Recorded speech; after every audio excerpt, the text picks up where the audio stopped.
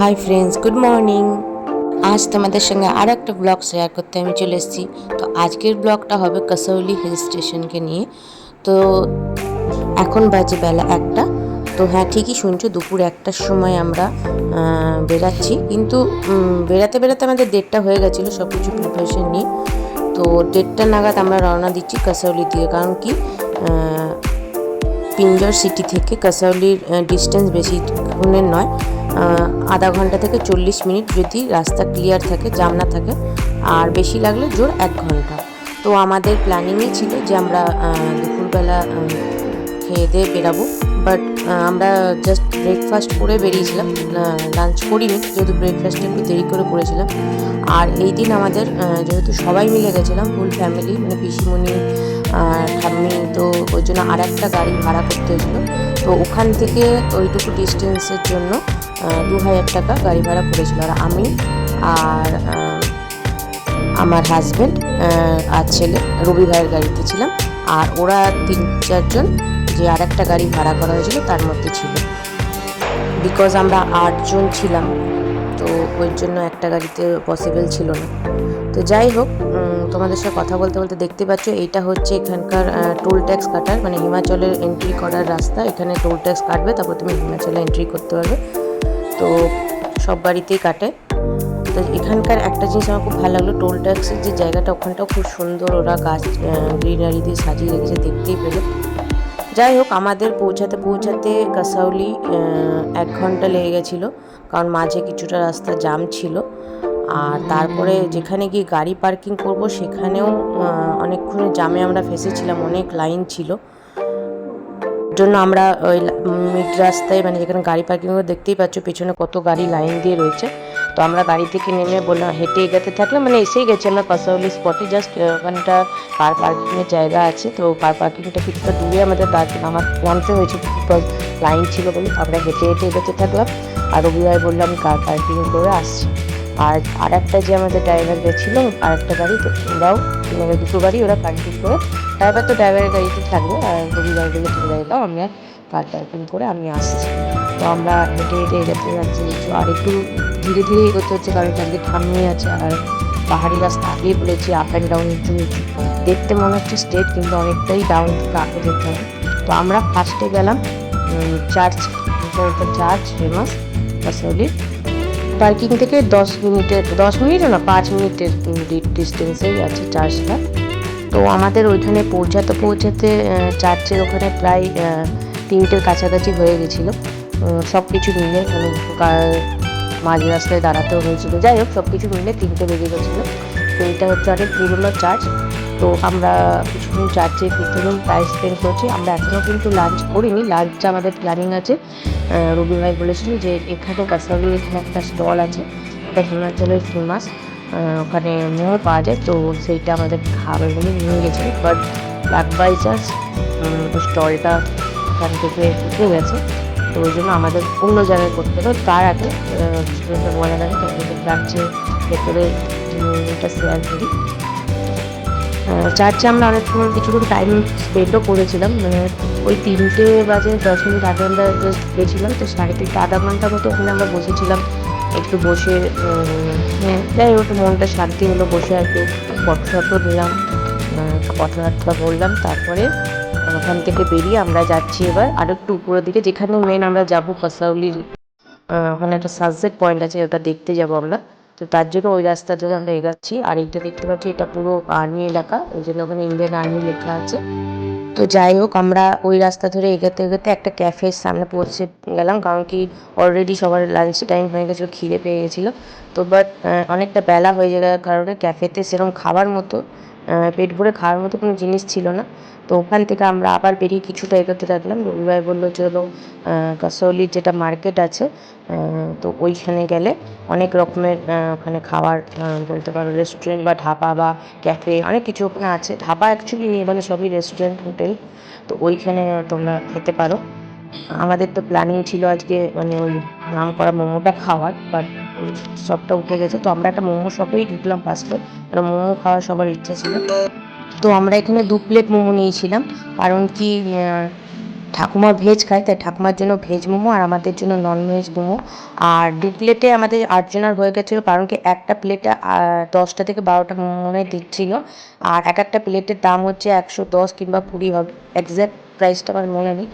তো মোমো খাওয়ার পরও সবার খিদে মেটেনি, যতই হোক শেয়ারিং করে খেয়েছি। তো আমরা আবার একটা হোটেলে ঢুকে গেলাম। তো হিল স্টেশনে তো সব খাবারের দাম, জিনিসের দাম বেশি হয়, এটা আমি জানি।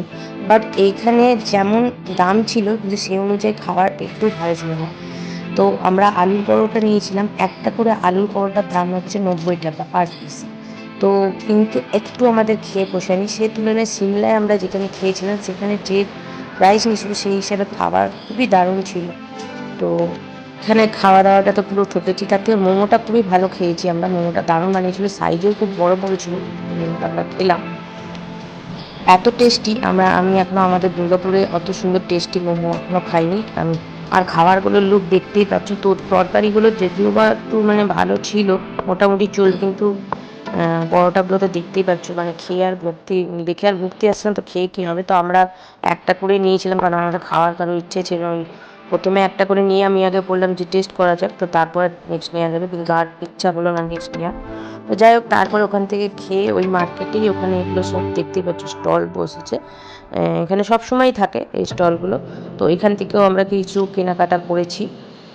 তো তো উইন্টার যে মানে শীতের যে পোশাকগুলো, সেইগুলো এখানে কিন্তু সিমলার থেকে খুবই হাই প্রাইসে। তো এগুলো এখানে কেনাকাটা করা যাবে না, আমরা ঢুকেছিলাম। তো কিছু চাদর টাদর কিনেছি, কারণ কি এখানে তোমার বেশি স্টল নেই, তো তুমি দামাদামিও করতে পারবে না। তো ওই জন্য, আর এখানে কম স্টলের জন্য ওর দামটাও ঝেঁকে নিচ্ছে। কিন্তু ছোটো ছোটো জিনিসগুলো মোটামুটি হিল স্টেশন হিসেবে, টুরিস্ট স্পট হিসেবে ঠিক আছে। এই ভিডিওটা দেখো, আমার খুবই ভালো লাগছিলো এটা, কিন্তু অনেক শপিং হয়ে গেছিলো বলে এটা নেওয়া না। এখানে প্রতিটা জিনিসই খুবই ভালো লাগছিলো, কিন্তু খুবই হাই প্রাইস আছে। তো যেটাকা আমার যেটুকু আমার পুষিয়েছে প্রাইসের মধ্যে আমি কেনাকাটা করেছি। তো তারপরে আমরা এগোতে লাগলাম এই হিল স্টেশনের যে সানসেট পয়েন্ট সেখানে দেখার জন্য। কিন্তু আজকে এখানে একদমই মেঘলা ওয়েদার। তো আমরা সানসেট দেখতে পারবো কি না জানি না, কারণ সূর্যোদয় না হলে সানসেট দেখবো কী করে, সূর্য ঠিকমতো দেখা যাচ্ছিল না। তো তবুও আমরা এলাতে লাগলাম। আর আগেই বলেছি, হিমাচলের প্রতিটা এলাকায় যেমন সানরাইজ দেরি করে হয়, সানসেটও দেরি করে হয়। তো 6:30, 6:40 এরকম করে, 6:30 সানসেট টাইম। আমরা অনেকক্ষণ ওখানে ওয়েটিং করলাম, কিন্তু সূর্যদেব বেরালেনই না। তো বাট সূর্যদেব না বেরালেও কী করবো, সানসেট অ্যাকচুয়ালি আমার কপালেই নেই।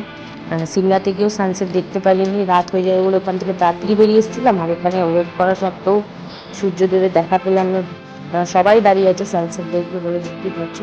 তো এখানে একটুখানি পার্ক টাইপের করা আছে, কিছু জিমের জিনিসপত্র, মানে কাসরত করার জিনিসপত্র আছে। তো আমার ছেলে অলরেডি ওখানে গিয়ে শুরু করে দিয়েছিল। তো ওইভাবে কিছুক্ষণ টাইম সবাই মিলে স্পেন্ড করলাম, কিছু ফটো ক্লিক করলাম। তো আর খুব ভালো লাগছিলো, আর এত সুন্দর হাওয়া চলছিল ওখানে। আর হিমাচলে একটা জিনিস কি, মানে ঠান্ডা আছে, ঠান্ডা থাকে। আমরা যে টাইমটা গেছিলাম ঠান্ডা লাগছিলো, কিন্তু ঠান্ডা লেগে যে শরীর খারাপ হবে সেই জিনিসটা আমার হয়নি। মানে আমি যতদিন ওখানে হিমাচলে কাটিয়ে এসেছি, একটা দিনও আমার শরীর খারাপ হয়নি। আমার ঘরে ফিরেও আমার শরীর খারাপ হয়নি। ঘরে ফিরে, কারণ এই কথাটাই বলছি কেন, আমি অলরেডি চলে এসেছি, বুঝতে পারছো, ব্লগগুলো পরে আপলোড করছি তোমাদের সাথে। কারণ কি ওই টাইমে ঘোরার প্রতিদিনই কোথাও না কোথাও আমরা ঘোরার প্ল্যান করছিলাম, তার জন্য আমার ব্লগ এডিটিং করা পসিবল হয়ে ওঠেনি। তো যাই হোক, ওখান থেকে বেরিয়ে এলাম আমরা আস্তে আস্তে, কারণ কি এবার বাড়ির দিকে রওনা দিতে হবে।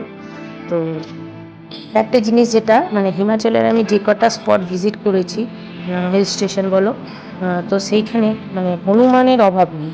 এখানেও প্রচুর হনুমান, চার্চের কাছে যখন গেছিলাম চার্চেও প্রচুর হনুমান। আমরা ফটো ক্লিক করছিলাম, তো চার্চে ওখানে পেছনে একদম হনুমানগুলো ঘুরে বেড়াচ্ছিলো। বাট কিছু করেনি, কিন্তু তবুও একটু ভয় লাগছিলো কখন গায়ে ঠায়ে ঝাঁপ মেরে দেয়, এত পরিমাণে হনুমান। সেগুলো আমি ক্যাপচার করতে পারিনি ভিডিওর মধ্যে, কারণ কি আমার খুবই ভয় লাগছিলো ওরা যদি থাবাড়ি মেরে ফোন টোন নিয়ে নেয়। এরকম বসেও আছে অলরেডি। একটা হনুমান দেখালাম, দু সাইডে রাস্তায় হনুমান মানে ঘোরাঘুরি করছে, মানুষের মতো করে হনুমানগুলো ঘোরাঘুরি করছে।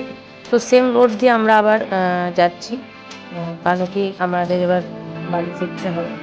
তো বাড়ি ফিরতে হবে বলে বলছি বলে ভেবো না ব্লগটা এখানে শেষ, এখনও কিছু দেখানোর আছে তোমাদের সাথে ব্লগে শেয়ার কর। চলো আগে বাড়ি যাওয়া যাক। আর একটা জিনিস যেটা কমন, যে হিমাচলের যে কোনো পাহাড়ি এলাকায় তুমি যাবে তো ওখানে কিন্তু রোডে কোনো রোড লাইট নেই। ওই যেখানে যেখানে তোমার লজ বা দোকান বা মার্কেট এরিয়া আছে সেখানে সেই আলো, কিন্তু বাকি পুরো রাস্তা কিন্তু অন্ধকার। ওই জন্য হিমাচলে গেলে যদি একদিনের মধ্যে ঘুরতে হয় তো রাত না করে, রাত হওয়ার আগেই বাড়ি ফিরতে হবে, কারণ রাস্তাঘাট পুরোই অন্ধকার। যাই হোক, আমরা বাড়ি এই সময় বাড়ি চলে এসেছি। তো বাড়ি এসে আবার একটু হাঁটতে বেরলাম, এতটাই এনার্জি ছিল এত ঘোরার পরও আমরা একটু বাইরে ওই এলাকার মধ্যে একটু ঘুরে এলাম। হেঁটে আসার পর আমাদের একটা প্ল্যান ছিল যে আমরা সবাই রেস্ট করছিল, তো আমরা সব ভাই বোনেরা মিলে পিৎজা অর্ডার করেছিলাম অনলাইনে। বিগ পিৎজা, এত বড় একটা পিৎজা যে একটা পিৎজাতেই আমাদের পাঁচজনের সরি, হ্যাঁ 5 জনের হয়ে গেছিলো, মানে আমরা 4 জন আর আমার ছেলেকে ধরে। আর একটা পিৎজার দামই নিয়েছিল 800 টাকা। বিশ্বাস করতে পারবে এত দামের পিৎজা মানে আমি এখনো পর্যন্ত সত্যি কথা বলতে খাইনি। যেটা করিনি সেটা তোমাদের সাথে অবশ্যই শেয়ার করবো, কিন্তু অনেক বড় বড় ছিল বাইটগুলো। যাই হোক, তো আজকের ভিডিওটা এখানেই এন্ড করছি। ভালো লাগলে অবশ্যই একটা লাইক কমেন্ট শেয়ার করে দিও। দেখা হচ্ছে আবার নেক্সট ভিডিওতে, নেক্সট ট্যুর ব্লগ নিয়ে। তো আজকের মতো এইটুকুই, tata, bye bye, good night.